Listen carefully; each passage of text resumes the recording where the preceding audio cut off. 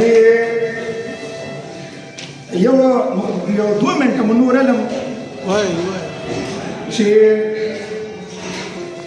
اکثر کسان داسې وي چې د قافیې تعریف یې پوره نه وي لوستلی نو هغه کسان ځان ډېر زیات پابند ګڼي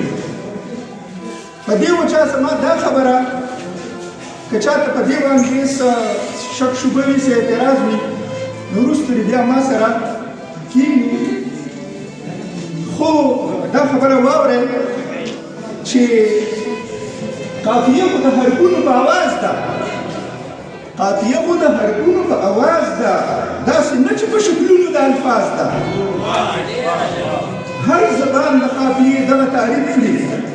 قافیه دغه په نیز د هر استاذ ده زما بحث د پښتو په قافیه دی د عربي او د نورو ژبو خبرې نه کوم زما بحث د پښتو په قافیه دی دا خبره مې قابله د لحاظ ده معترضه په زم کې کېده اوس توره دې په لاس ته اعتراض ده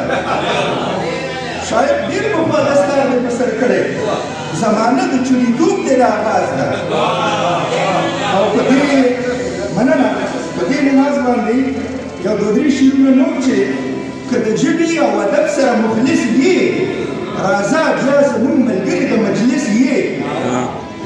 سبا بل به د پښتو ژبې وارث وي نن ته یې محافظ ته یې وارث یې څو خبرې دې لیکم یې په کاغذ د ادب د اسانۍ لرم غرضه چې غږ یو لري هغه هم قافیه وي تعریف لوله دا میدان دی او دا ګز او یو 2 شعرونه نور دي چې تی او توی هم قافیه په هر حالت کې تی او توی هم قافیه په هر حالت کې په غلطو دي چې څوک وایي غلط دي پښتنو کې اواز کې بیلتون نشته پښتنو کې اواز کې بیلتون نشته نو پرو د قافیې ښه په صحت دی او قافیې د بې ځایه پابند کړی سوتنان په ادب داسې مسلط دي او راته یاد دي ستا د سپینې کوکې لوز اوس هم شته دی هغه کلي هغه حوض ستاسو ډېره مننه